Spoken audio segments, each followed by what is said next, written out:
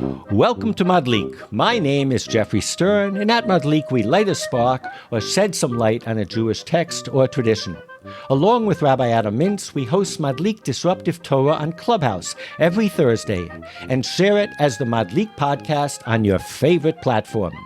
Today we discuss the biblical taboo against contact with death. We wonder what the Torah's aversion to death teaches us about life. So put away your fancy books on theology and metaphysics, forget for the moment about mysticism and concepts of the afterlife, and let's talk about our lives. Let's talk about life after death.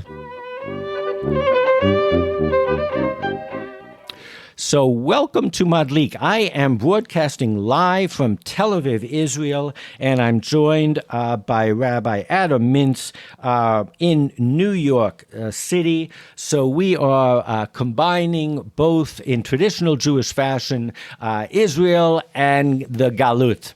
And I must say that I got to Israel maybe a week and a half after Yom Ha'atzmaut, Israel Independence Day, and all of the flags are still streaming from balconies and from trees and from cars. And I'm reminded that in Israel something very strange happens on Independence Day. First, there's Yom HaZikaron, which is probably the saddest day of the year, where those of you who have been in Israel, the most moving, profound ceremony, ritual takes place, where for 1 minute the sirens are blasted. People literally stop their cars on the highway and stand at attention and respect next to their cars. And then the next moment, the day is over, and the most happy day of the year occurs. And I will call that, for today's purposes, life after death. So we are not talking about the afterlife, as I said in the introduction. We are talking about life, and we're talking life in the shadow of death, after death, with death. And with that, we are going to jump right in to this week's Parsha. It's Parshat Emor, and it's Leviticus 21. God said to Moses, "Speak to the priests, the sons of Aaron, and say to them, none shall defile himself for any dead person among his kin. Lenefesh lo yitamei ba'amav. Except for the relatives that are closest to him, his mother, his father, his son, his daughter, and his brother." And then it goes on to say, "They shall not shave smooth any part of their heads, or cut the side growth of their beards, or gash their flesh. They shall be holy to their God, and not profane the name of their God, for they offer God's offerings by fire, the food of their God, and so must be holy." And those rules apply to any prophet, to any priest or Kohen. But then in verse 10 it goes on to say, "The priest who is exalted above his fellows, HaKohen HaGadol, the high priest, on whose head the anointing oil has been poured, and who has been ordained to wear the vestments, shall not bare his head in mourning or rend his vestments. He shall not go in where there is any dead body. He shall not defile himself even for his father or mother." So correct me if I'm wrong, Rabbi, but really, this is the first time that the Bible, in this cycle of the reading, is addressing head-on the laws of impurity, and the most basic cause of any impurity in Judaism is coming into contact with death. And it's so much of a taboo that a normal Kohen cannot go to a funeral of a cousin. He cannot mourn for a friend by going to a cemetery. The high priest can't even mourn and come into contact with his own parents. So, first of all, am I right that the source of all impurity in the Bible is death? And two, here we are. What can we make of this? So, first of all, this is an amazing beginning of the weekly parsha.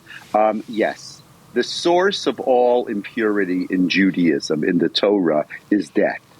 Death, you see, Judaism is a religion of life. The Torah says, "V'chai bahem." You should live by the laws.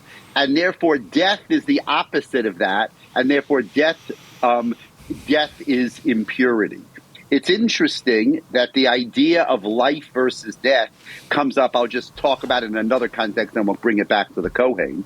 You know, we're told to choose life. That's why if someone puts a gun to your head and says, I'm going to kill you unless you violate Shabbat or unless you eat not kosher, you're supposed to eat not kosher or violate Shabbat rather than die. The chai bahem. We live by the Torah. The Torah wants us to live, not to die. There are only 3 exceptions to that. That's idolatry, adultery, and murder. But those are just exceptions. Basically, you're supposed to live.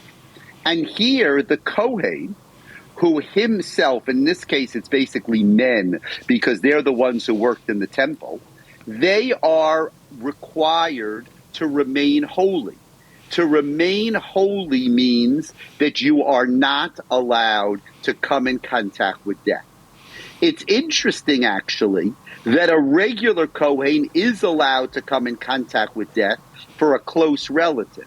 The high priest is not allowed to come in contact with death even for a close relative. And I wonder, Geoffrey, which is more surprising?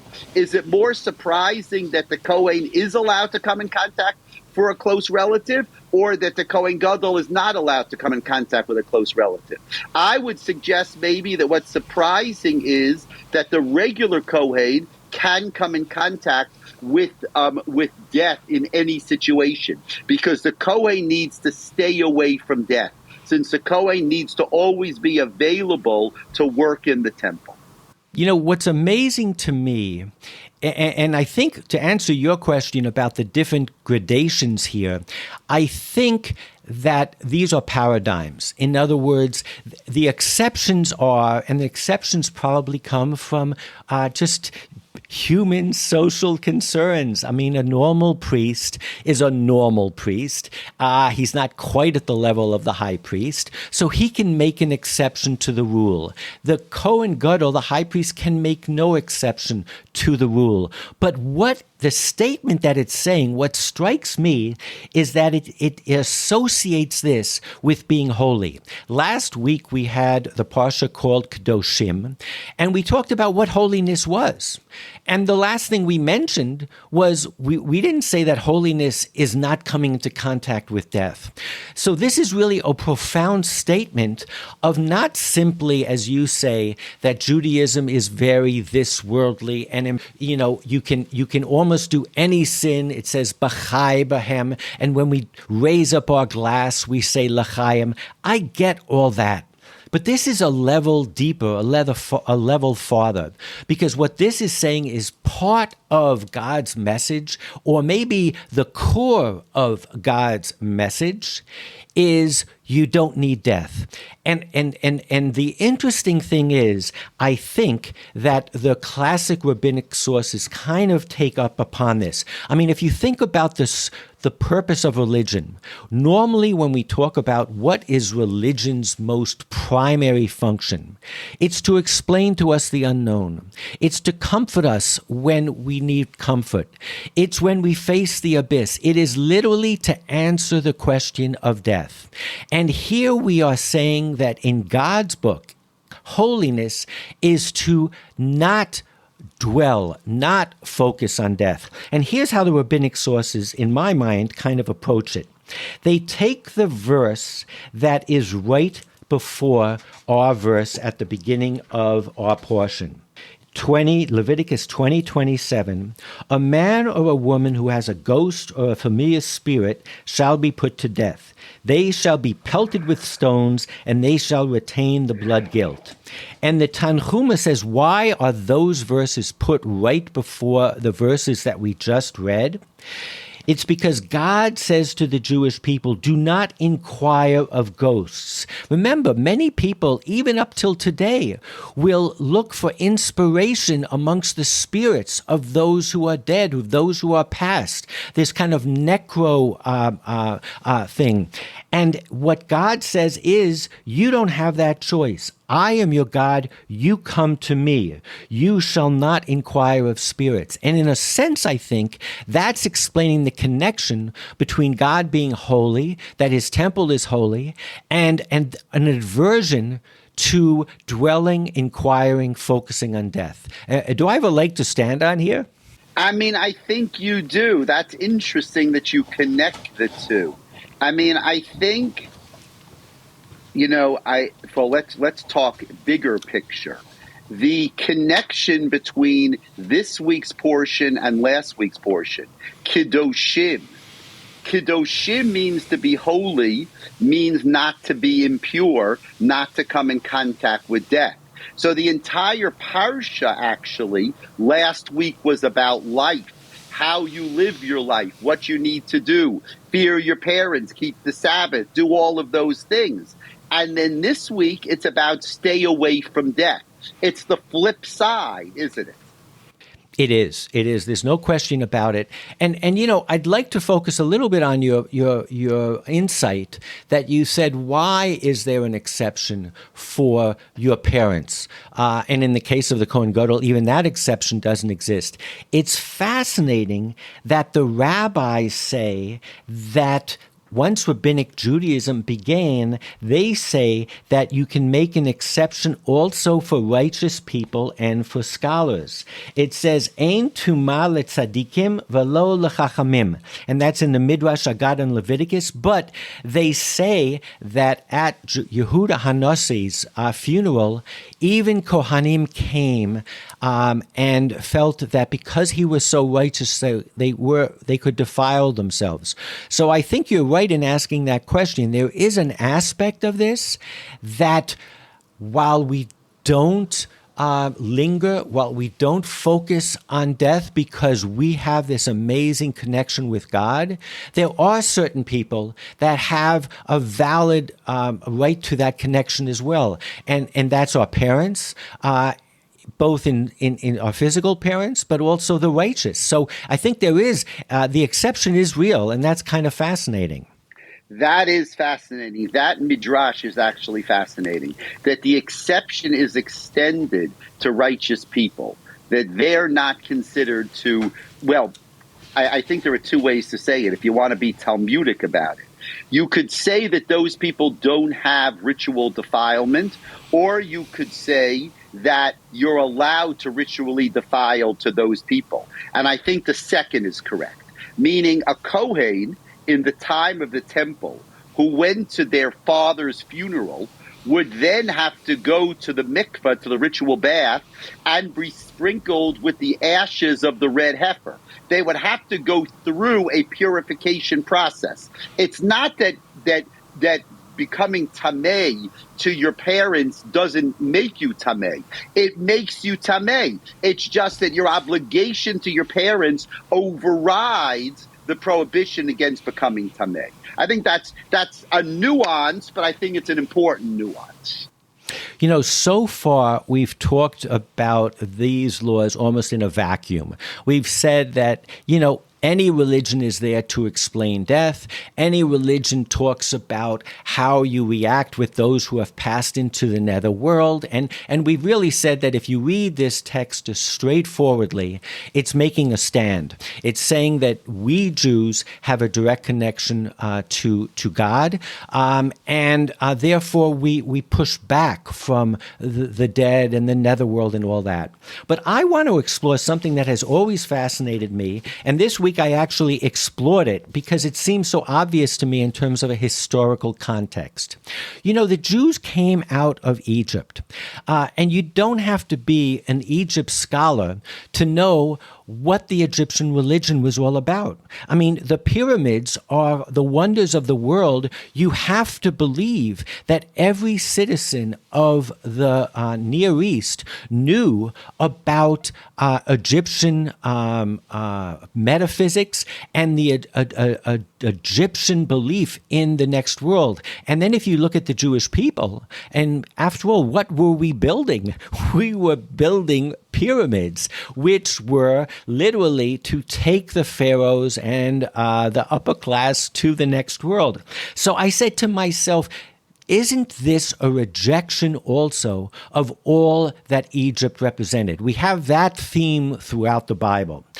So I look back, and the first interesting thing about the Kohanim in the priests in Egypt is that they had land, and our priests have no land. So if you look at Genesis 47, and it talks about Joseph taking away all the land of all the people as they had to come and get food for the 7-year famine, it says in 47:22, only the land of the priests, Rak Adamah HaKohanim, he did not take over. For the priests had an allotment for Pharaoh, and they lived off the allotment. So here we definitely have this contrast already between the priests in Egypt and the priests in Judaism, in biblical Judaism, where they never had any land. And then you start to think about other parts of our verses. For instance, it says, if you noticed, by the high priest, all of a sudden, out of nowhere, it says, you shall not shave, you shall not cut the corners of your beard. And all of us who have ever seen pictures of the Egyptians, as opposed to Babylonians who had a healthy beard, and Persian kings, they were shaved. So it seems to me that part of this is a rejection of all that Egypt represented. And before I ask you for your opinion, Rabbi, one other data point was when Joseph died, and it said that he was embalmed, but it was done so in a way that ensured that not that he would go into the netherworld, but that he could be taken with them. So it just seems to me that there are these minor reference points to facts about the Egyptian religion, and that if one was reading it from this context, this is just one more rejection of everything that Egypt represented. Does that resonate with you? It's fantastic, actually. I mean, the idea of connecting the Kohen of Egypt with the Jewish Kohen, I think, is a really interesting thing. First of all, you have to know the Torah never makes that connection. I mean, the Torah talks about Kohanim, but the Torah never makes that connection. But what you're saying is that our priesthood is actually the opposite of the Egyptian priesthood. And that the purpose of our priesthood is to show that the Egyptians did not have it right. Meaning we don't have a priesthood where the priest owns everything. It's a priesthood where the priest has nothing. So we actually, the purpose of this, the introduction of priests in the Torah, is to show what's important in Judaism. That's a great idea, isn't it? That we kind of undermine the pagan society. Well, but it's not only pagan. If you think, the easiest, I'm sure I could pick any religion. But if you look at the Catholic religion, for instance, what is the power that the church has over the people? It's the pearly gates. It's damnation, or it's go to heaven. And literally, it is the biggest cudgel, the biggest stick of that religion. And I argue that Egypt, again, was all about that. It was all about the afterlife. And here we have a religion that, yes, that's why the Kohanim in Egypt, and it uses the same word. You can't, we always think of Kohanim as like Cohen. Cohen's a nice Jewish name. But Kohanim means priests. And when the Bible refers to Egyptian priests, it refers to Kohanim. But no wonder they had land, because they had all the power. They controlled everything. And here we have the Jewish priest doesn't have that land, doesn't have that power. And to me, the punchline, if you look at the opposite of the pyramids, is Deuteronomy 34:6. And God buried him, meaning Moses, in the valley in the land of Moab near Beth Peor, and no one knows his burial place to this day. Here, our leader And in the Bible, at times it says Moshe was like a god. Moshe was like a pharaoh. Here, our leader is buried in an unmarked grave. You cannot but have a takeaway from this, that this is a radical rejection of all that was Egyptian. And that's kind of natural, is it not? We are freed slaves. Yeah. Good. I think that's all good. And I'm going to make one additional point. The story of Hanukkah, right? Bimei Matityahu ben Yochanan Kohen Gadol. The story of Hanukkah was actually the victory of the Kohanim. And what happened was after the story of Hanukkah, the Kohen, the high priest, actually became the king. And Ramban Nachmanides says that that family was punished because the Kohen is not allowed to be the king. There's a separation between church and state. The Kohen is not allowed to be the king. Separation of church and state. Isn't that great?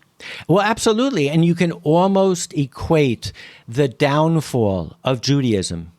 That was the beginning of that slippery slope.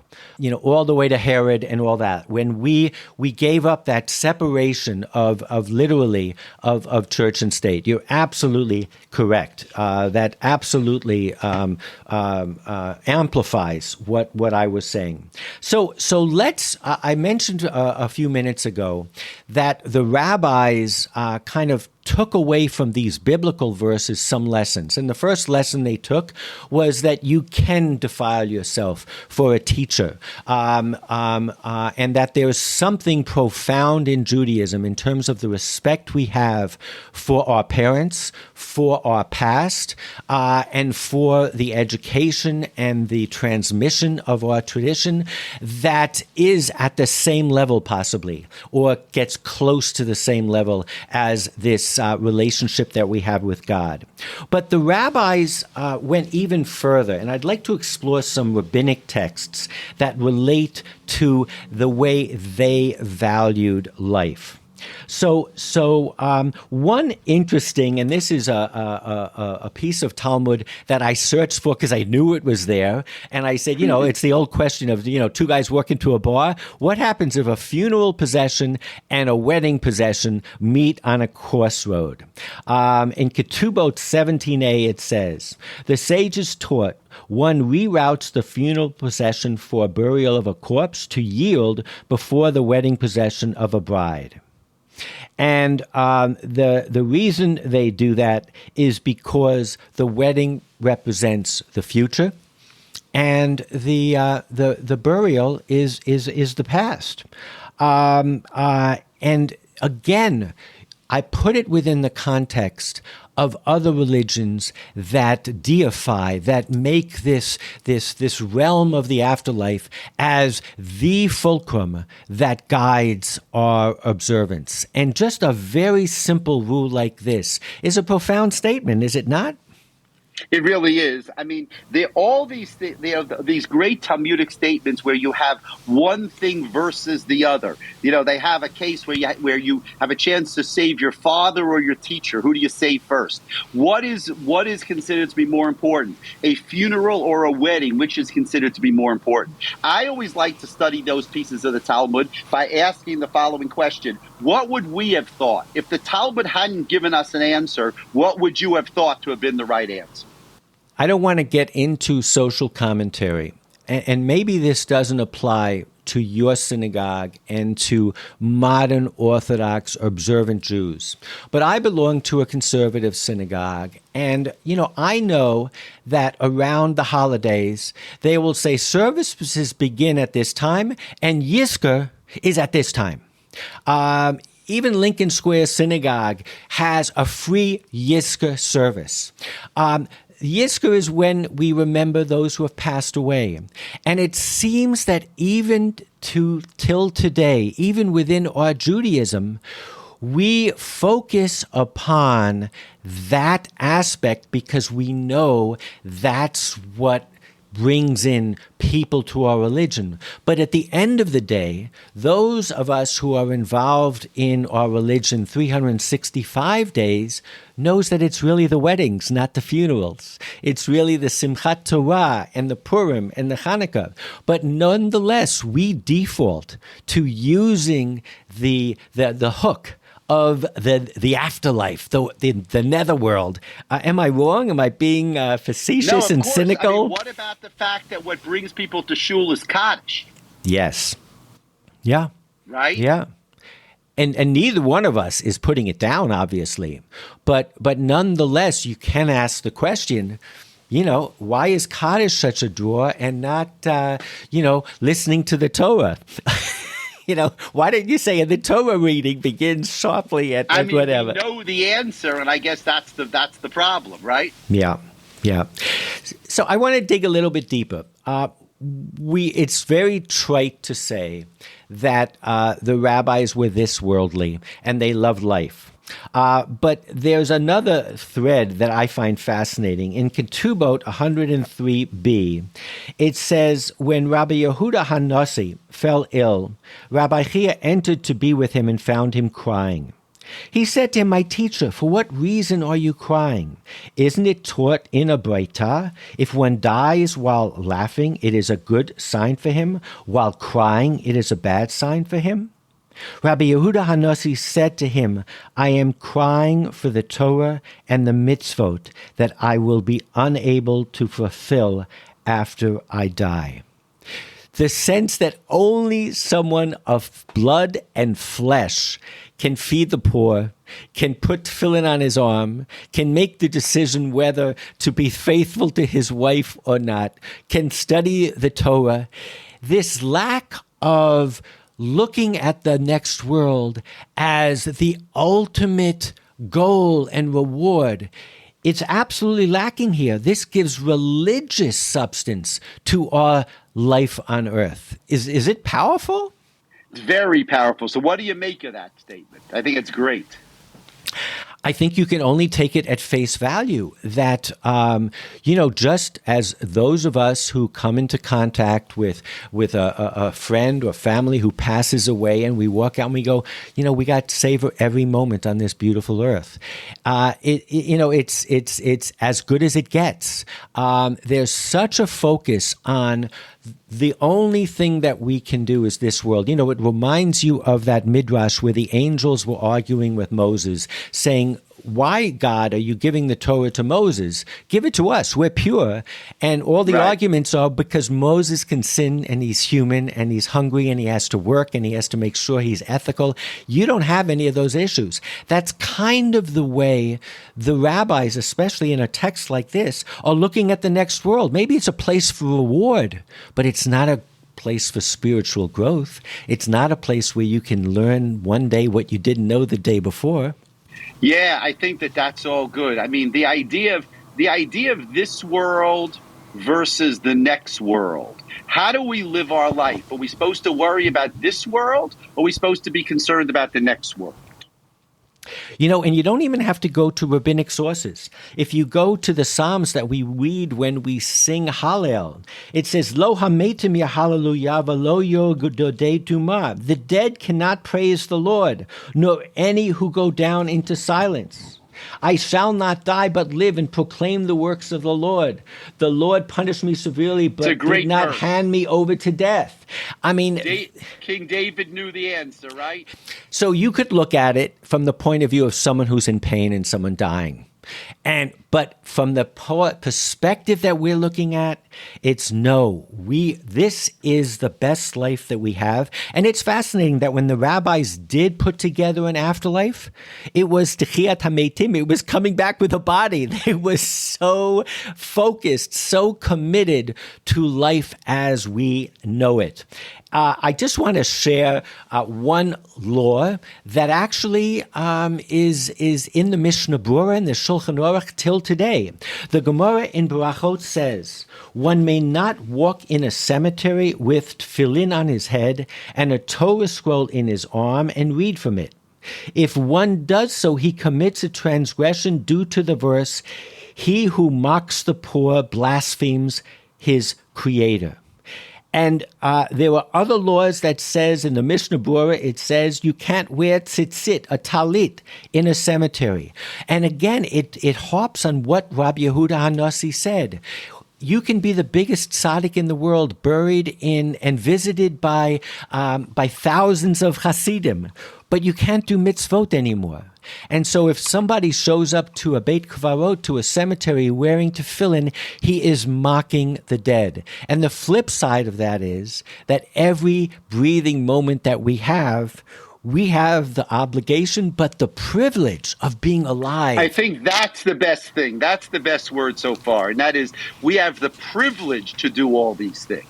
Isn't that a great thing? We have the privilege to do these things. Most, once you die, you no longer have the privilege to do these things anymore. Yeah. And it comes across not as some sort of ethical message or a drash, but it goes all the way through to the halacha. And the fact that when you leave the cemetery, you wash your hands. We give great respect for the dead. And I should say that the laws, even for a Kohen, if there's no one else to bury somebody, you got to believe. Have to do That's it. called a I'll meit tell you mitzvah. Another interesting thing about respect for the dead. Some people wear their tzitzis out of their shirts. They wear their tzitzis hanging. You know that when you go into a cemetery, you're not allowed to have your tzitzis hanging out because that would be embarrassing for the dead. We take that so literally that would be considered embarrassing for the dead. Isn't that interesting? It's interesting, but again, it's a little trivial example of a profound message. Right, and that message, right. It's just one more example of the same message. And that love of life that we have isn't just a simple l'chaim. It's a love of everything that we can do with every breath that we have and every blessed moment that we have. And that ultimately is why a rejection of death is something that is holy, and it is an affirmation of our relationship with God and life. And that, to me, is an amazing message. Fantastic. Enjoy Israel. Shabbat Shalom. Everyone else, Shabbat Shalom. And we look forward next week to returning to our regular scheduled time at 8 p.m. Shabbat Shalom, everybody. Shabbat Shalom to everybody. Bye-bye.